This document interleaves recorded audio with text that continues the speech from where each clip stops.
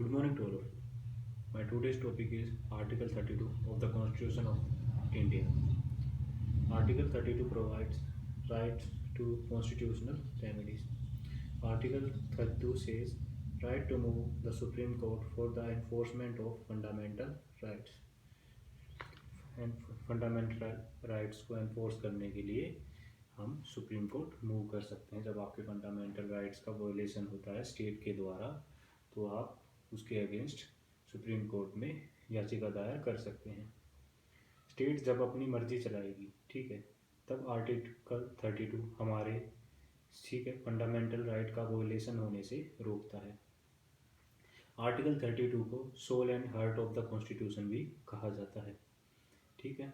Supreme court investigation करके, ठीक है, सुप्रीम कोर्ट जब आप आर्टिकल 32 के अंदर याचिका दायर करेंगे तो सुप्रीम कोर्ट इन्वेस्टिगेशन करेगी कि आपकी बात सही है या नहीं है। फिर उसको देखते हुए ऑर्डर जारी करेगी, और जब वो ऑर्डर जारी करेगी जो सुप्रीम कोर्ट, उसी को रिट कहते हैं, ठीक है। There are 5 types of writ, ठीक है। जो पहला टाइप है वो है हैबियस कॉर्पस, ठीक है। हैबियस कॉर्पस का मतलब बताया गया है, जैसे आपने कोई अपराध किया है, ठीक है, या नहीं किया, ठीक है, पुलिस आपको ले गई, ठीक है, पुलिस ने आपको 24 घंटे, ये रूल है कि पुलिस आपको 24 घंटे में मजिस्ट्रेट के सामने पेश करेगी। ये मेंशन है आर्टिकल वो section 57 of CRPC criminal procedure code में, ठीक है।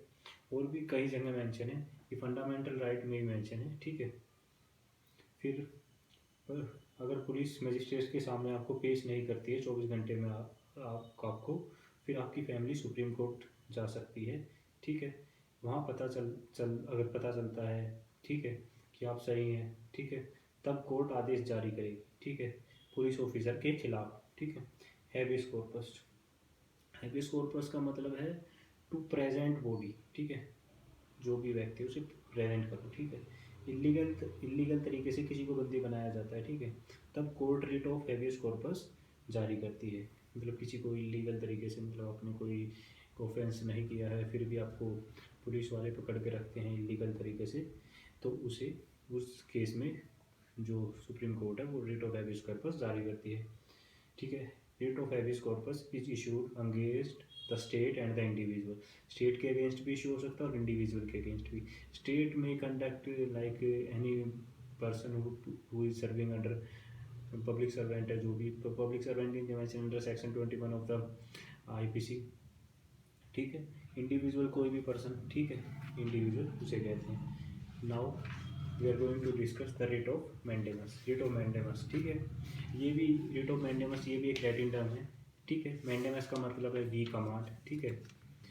जब आपकी कंप्लेंट पर, ठीक है, पब्लिक सर्वेंट काम नहीं कर रहा, ठीक है, और कोई एक्शन नहीं ले रहा है, ठीक है, तब सुप्रीम कोर्ट जो है वो लेटर सेंड करेगी पब्लिक सर्वेंट को, ठीक है। जो लेटर जो सुप्रीम कोर्ट सेंड करेगी उसे रिट ऑफ मैंडेमस, ठीक है, कि इनकी कंप्लेन तुरंत निवारण कीजिए। जो लेटर जो सुप्रीम कोर्ट जारी करती है उसे रिट ऑफ मैंडेमस करते हैं। एक तरीके का ऑर्डर है जो सुप्रीम कोर्ट उस पब्लिक सर्वेंट को जारी करती है कि आप इनकी कंप्लेंट पर तुरंत सुनवाई करें, ठीक है। सुप्रीम कोर्ट ऑर्डर देती है स्टेट को, ठीक है। इस केस में जैसे उसमें वो था स्टेट के खिलाफ था और इंडिविजुअल के खिलाफ था, इस रिट ऑफ मैंडेमस के अंदर जो सुप्रीम कोर्ट है वो सिर्फ ऑर्डर देती है स्टेट को, ठीक है।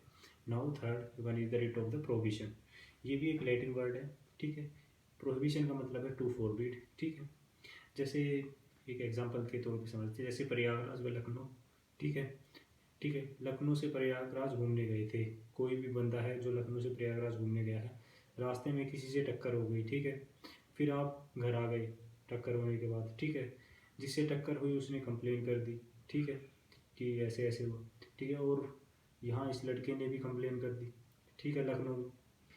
तब वो पुलिस इन्वेस्टिगेशन करेगी कि जिसके जुरिस्डिक्शन में कार्य ऑफेंस हुआ है, मतलब एक देखिए लखनऊ का जुरिस्डिक्शन हो गया, एक प्रयागराज का जुरिस्डिक्शन हो गया, तो एक्सीडेंट कहाँ हुआ है, प्रयागराज में, तो प्रयागराज जो पुलिस है ना उसके पास जुरिस्डिक्शन है, मतलब उसके पास हक है कि वो कार्रवाई करेगी ऑफेंस के लेकर, ठीक है, ठीक है। लेबर कोर्ट के जैसे एक और लेबर कोर्ट के कार्य के लिए आप कंज्यूमर कोर्ट चले गए, ठीक है, और कंज्यूमर कोर्ट ने सुनवाई कर दी, ठीक है, जिसके खिलाफ कंप्लेन हुई है वो सुप्रीम कोर्ट जाएगा और बोलेगा कि यह कंज्यूमर कोर्ट का मैटर नहीं है, तब सुप्रीम कोर्ट लेबर कोर्ट से केस छीन सकती है। ठीक है, जैसे कंज्यूमर कोर्ट का मैटर था तो लेबर कोर्ट कैसे डिसाइड कर सकती है?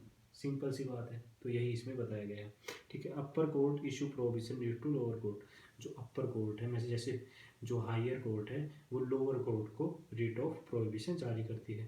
Prohibition is always issued against the state. ठीक है, issued against the judiciary, sorry, prohibition is always issued against the judiciary. ठीक है, now the writ, fourth writ is our writ of certiorari. ठीक है, ये भी एक लैटिन वर्ड है।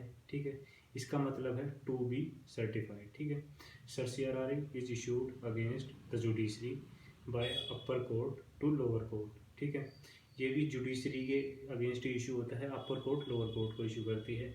ठीक है, अपर कोर्ट लोअर कोर्ट का डिसीजन चेंज कर सकती है। ठीक है, जो जैसे सुप्रीम कोर्ट है वो हाई कोर्ट का डिसीजन चेंज कर सकती है, हाई कोर्ट डिस्ट्रिक्ट कोर्ट का डिसीजन चेंज कर सकती है, ख़त्म भी कर सकती है।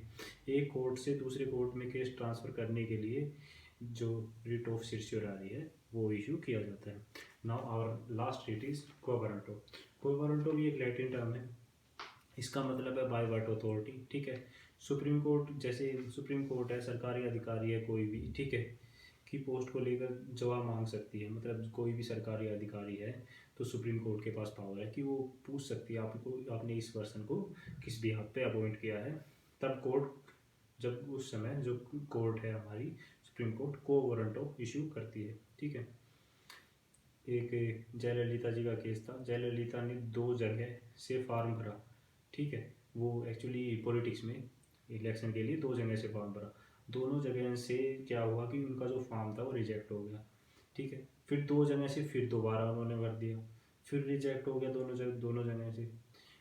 फिर उनकी पार्टी थी जो वो जीत गई, तो पार्टी ने जयललिता को ऐसे सीएम चुना। ठीक है, सीएम चुन लिया।